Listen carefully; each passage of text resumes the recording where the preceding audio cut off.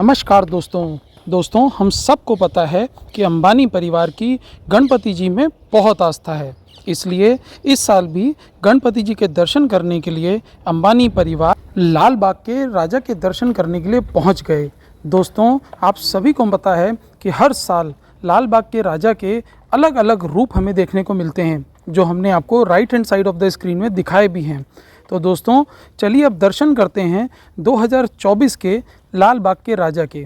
दोस्तों, जब भी लाल बाग के राजा के दर्शन करने के लिए अंबानी परिवार जाते हैं तो वह अपने साथ बहुत सारे गिफ्ट्स लेके जाते हैं, क्योंकि वह ये मानते हैं कि उनको गणपति जी का आशीर्वाद प्राप्त है।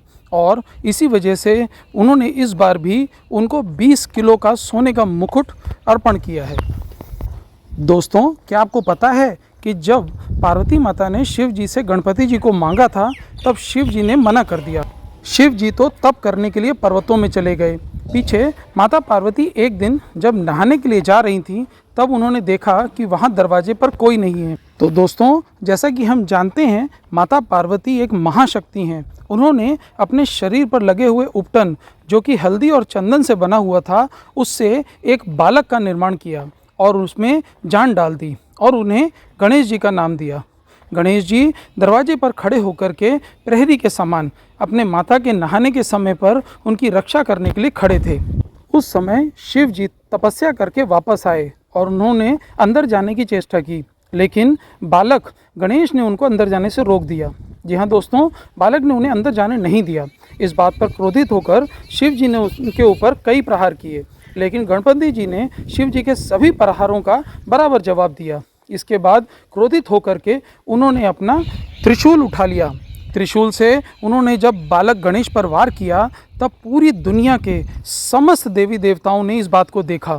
तभी जब गणेश जी को मृत पाकर के माता पार्वती बाहर आकर के देखती हैं कि उनका गला कटा हुआ है, तो वह विलाप करने लगती हैं और शिव जी से कहती हैं कि मुझे मेरा बेटा वापस कर दो। जी हाँ दोस्तों, आपने जब भी आरती की होगी तो आपने ऐसा ही कहा होगा, माता जाकी पार्वती पिता महादेवा। पहले माता पार्वती का नाम आता है, वह पहले पार्वती जी के बेटे बने और इसके बाद जब शिव जी ने ये माना कि उनसे गलती हो गई है, तब उन्होंने अपने भक्तों से बोला कि तुम जाकर के एक ऐसे बच्चे का शीश लेकर के आओ जिसकी माता उससे दूसरी तरफ मुँह करके बैठी हो। ऐसे वो लोग जब जाते हैं तब उन्होंने बहुत सारे जानवरों को देखा, लेकिन उन्हें हाथी का ही बच्चा ऐसा दिखा जिसकी माता उसके अपोजिट डायरेक्शन में मुंह करके बैठी थी, और वह उनका शीश लेकर के आते हैं और शिव जी हाथी का शीश जो है वो गणपति जी के शरीर के साथ जोड़ देते हैं। इस तरह से वह गणपति जी के पिता कहलाते हैं। तो दोस्तों, अगर आपको यह कहानी अच्छी लगी हो तो प्लीज़ हमारे चैनल को लाइक करिएगा और नए हों तो प्लीज़ सब्सक्राइब जरूर करिएगा। गणपति बप्पा मोरया।